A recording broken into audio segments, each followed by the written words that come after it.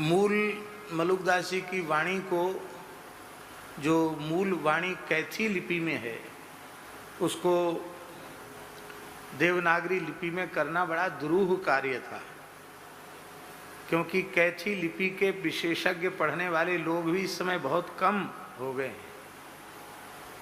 आपको तो अनुभव होगा, खोजने से भी नहीं मिलते। लिपियों को पढ़ने की भी एक पढ़ाई होती है, लेकिन कैथी लिपि बहुत दुरूह लिपि है। और ये लिपि, इसका आविष्कार मुगल काल में हुआ था। मुगल बादशाह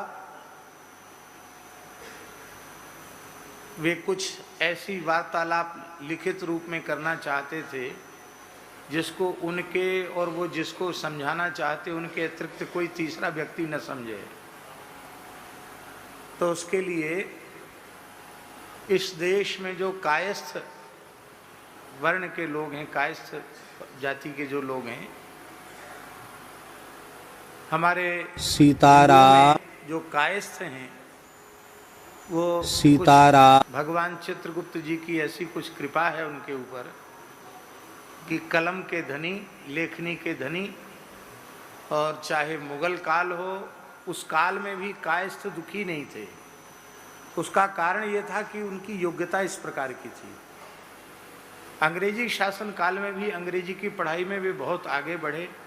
उस काल में भी उनको सम्मानित पद प्राप्त हुए। और आज भी भगवान की ऐसी कृपा है कि कायस्थ परिवार के लोग प्रायः बहुत अच्छे शिक्षा के क्षेत्र में बहुत अच्छी स्थिति में हैं और उच्च पदों पर भी वो हैं। तो भारतवर्ष के कायस्थों ने ही, विद्वान कायस्थों ने एक नई लिपि का आविष्कार किया था। उस लिपि का नाम हुआ कायस्थी लिपि, और कायस्थी से अपभ्रंश होकर कैथी हो गया। कायस्थों की बनाई हुई एक लिपि। तो मलुकदास जी का जो मूल ग्रंथ उनके काल का लिखा हुआ जो प्राप्त हुआ, उसकी फोटोस्टेट प्राप्त हुई पूज्य श्री नानक चंद जी के माध्यम से, और उसको मैंने वर्मा जी को दिखाया। आप दिल्ली विश्वविद्यालय में प्रोफेसर रहे हैं, तो बहुत, और इसी क्षेत्र का कार्य आपका है। न जाने कितने लोगों को आपने शोध कराया है।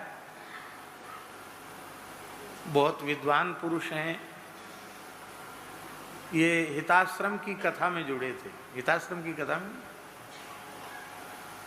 और उसके बाद फिर श्री मलुकदास जी ने इनको ऐसी कृपा की, हमने इनको ग्रंथ दिया तो ये गए और एक बार इन्होंने उलट पलट के देखा, कोशिश भी की, लेकिन फिर बोले इस पर तो कलम उठाना बहुत मुश्किल का काम है,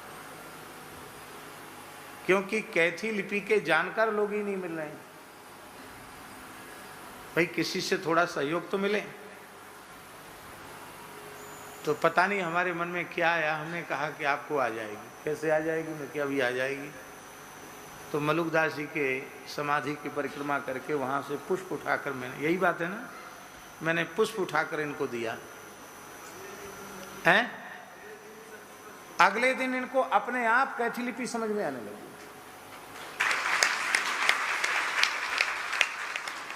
अब ये तो बहुत पढ़े लिखे व्यक्ति हैं, और आजकल का पढ़ा लिखा समाज इस तरह की बातों पर विश्वास नहीं करता है। चमत्कार उनके सामने कोई कहने लग जाए तो लोग जल्दी विश्वास नहीं करते, कहते ऐसे ही अलल टप्पू की तरह हाँक रहे हैं। लेकिन इस घटना का साक्षी ये दास भी आपके सामने प्रस्तुत है, और जिनके द्वारा भगवान ने ये कार्य कराया वो भी सामने बैठे हुए। मूल बात इतनी सी है कि भीतर की श्रद्धा और भीतर का विश्वास, जहां दोनों एक साथ, श्रद्धा और विश्वास दोनों का एक साथ संगम जहां होता है, जैसे दो तार मिलते हैं तो बल्ब जल जाता है, ऐसे ही जहाँ श्रद्धा और विश्वास का संगम होता है तो वहाँ कुछ न कुछ अद्भुत घटना प्रकट हो जाती है। उस अद्भुत घटना को ही लोग चमत्कार कहते हैं। पर वो घटी कैसे है? ऐसे ही होता है। कितनी घटनाएं जीवन की ऐसी हैं। इसी स्थान में श्री मलुकदास जी का जयंती उत्सव चल रहा था। आरंभिक अवस्था ही थी और आज भी भगवान के सहारे ही सब व्यवस्था है। उस समय थोड़ी माने ऐसा कहना चाहिए कि उस समय थोड़ा जुटाने की कठिनाई थी, व्यवस्था जुटाने की। और आरंभ से यहाँ जब भी कोई उत्सव हुआ या कुछ हुआ तो पंगत में कभी किसी को मना नहीं किया जाता। आज भी कम से कम 700-800 लोग नित्य प्रसाद पा रहे हैं। अब तो इतना तो समझ ही सकते कि 700-800 लोगों के रहने की जगह यहाँ नहीं है। रहने वाले तो बहुत कम हैं, पर जो भी आओ, कहीं से आओ, कोई आओ, किसी को कोई पूछने वाला नहीं कि आप कहाँ के आए, कौन है, क्या परिचय है, क्या परिचित है, किससे जुड़े, कहाँ से जुड़े, कोई पूछने वाला नहीं। ठाकुर जी का प्रसाद सबके लिए, दोनों समय, तीनों समय, बाल भोग में भी पूरा भर जाता है, राजभोग में भी और ब्यारू में भी, क्योंकि हम उनके दरबार में बैठे हैं जिनके बारे में प्रसिद्ध है, दास मलुका यों कहें सबके दाता राम। तो सबके दाता राम के दरबार में बैठे हैं तो वहाँ चिंता करने की आवश्यकता नहीं। तो उत्सव चल रहा था। सन हमारे स्मरण में नहीं है किस सन की बात है। यहाँ व्यवस्था गंगादास जी देख रहे थे तो गंगादास जी ने रात्रि को लगभग 10 बज रहा होगा, रासलीला हो गई थी, रासलीला सीताराम चले गए। 10 बजे उन्होंने कहा कल के लिए आटा नहीं है, कल के लिए, कल रसोई में क्या बनेगा, आटे की व्यवस्था नहीं है। हमारे यहाँ साधु में कहावत है, आटे में घाटा नहीं, घी के नहीं दर्शन और पड़े रहो बरसन, ऐसा कुछ कहावत है साधुओं में। पर ठाकुर जी की ऐसी लीला कि उन्होंने कह दिया कि कल के लिए आटा नहीं है। तो हमने कहा आटा नहीं है, कोई बात नहीं, अपने तो संतों के बीच में ही तो रहते हैं, सामने सुदामा कुटी है, सुदामा से आटा ले आएंगे। तो उन्होंने कहा कि आप तो ऐसे ही बोल देते हैं, लोग क्या कहेंगे कि इतना बड़ा उत्सव कर रहे हैं, सैकड़ों हजारों लोग भोजन कर रहे हैं, तो आटा नहीं है इनके स्थान में, ऐसे कहीं उत्सव होता है? तो उनका पहले आप बताते। बोले अब हम कहाँ कहाँ ध्यान दें, क्या क्या देखें, ये बात है। तो हमने कहा बाजार से ले आओ। तो उन्होंने कहा कि अब बाजार खुला है क्या, सब बंद है। तो कल बुधवार है, बुधवार को यहाँ की मंडी बंद रहती है। तो उन्होंने अपनी तरफ से ये कह दिया कि बाजार से मिल नहीं सकता है, अब आप जानो। तो हमने कहा भाई भगवान के दरबार में बैठे हैं, तुम निश्चिंत होके सो जाओ। और आचार्यों का उत्सव तो रघुनाथ जी करते हैं, ठाकुर जी करते हैं। ठाकुर जी का उत्सव संत मनाते हैं और संतों के उत्सव ठाकुर जी मनाते हैं। भक्त और भगवान की प्रीति। मन में हमारी बात आई कि हम सोचें कि हम उत्सव कर रहे हैं तो उन तो मूर्ख हैं, ये तो भगवान उत्सव कर रहे हैं आचार्य का। तो भगवान के सारे निश्चित सुबेरे देखा जाएगा, जो होगा सो होगा। ऐसे सोच ही रहे थे। बस मैं अपनी बात को जल्दी ही पूर्ण कर रहा हूं। हम सोच ही रहे थे कि उसी समय एक लड़का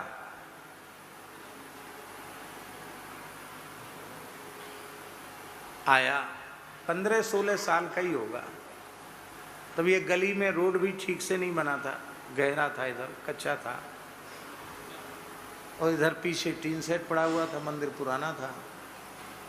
और ये हॉल भी नहीं बना था, ये जगह खाली पड़ी थी, या पंडाल था।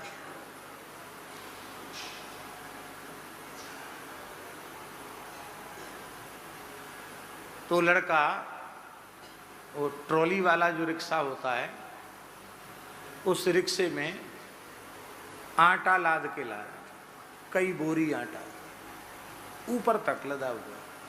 हमें तो बड़ा आश्चर्य हुआ कि ये एक हरे शरीर का 15-16 साल का लड़का सीताराम रात्रि को लगभग 10:15 साढ़े 10 बज रहे होंगे, इतने बजे रात को ये कहां से लेके आ रहा है। और बंगाली बड़े सुंदर होते हैं, कोई कोई बंगाल के लोग बड़े सुंदर होते हैं, उड़ीसा के भी बंगाल के भी। तो उसके चेहरा मोहरा को देख के लग रहा था कि कहीं कोई बंगाली परिवार का बालक होगा। बहुत सुंदर लड़का, बड़ी सुंदर नुकीली नाक उसकी, इकारा शरीर और खूब प्रसन्न। तो आकर उसने प्रणाम किया, बोले महाराज ये बाबा आटो ले आए। तो बंगाली बोलते हैं तो उनका अलग समझ में आता ना, बंगला भाषा, हिंदी भी बोलेंगे तो बंगाली के जैसी बोलेंगे, लेकिन वो तो ब्रजभाषा बोल रहा था बालक। बाबा आटो ले आए, कहाँ धर दें? तो हमने कहा कि यहाँ पीछे में टीन सेट पड़ा था, यहाँ कुठार में रख दो, मुंह पे चढ़ेगो ना आए। तो 1-2 लोग थे, हम भी थोड़ा सहारा दिए और सीताराम किलिया को ऊपर चढ़ा दिए, सब बोरी रख दी। आके बोले बाबा कछु प्रसाद दे दो। तो कुछ नहीं था, बाहर ठाकुर जी के मंदिर के बाहर कटोरी में मिश्री रखी थी। हमने कहा कि मिश्री, हाँ कछु दे दो, मेरी मिश्री दे दिया। और हमने कहा कि कहाँ से आए हो? बोले ज्ञान गुदरी से आए। ज्ञान गुदरी तो मोहल्ला ही है, बगल में ज्ञान गुदरी है। तो किसने भेजा है आटा?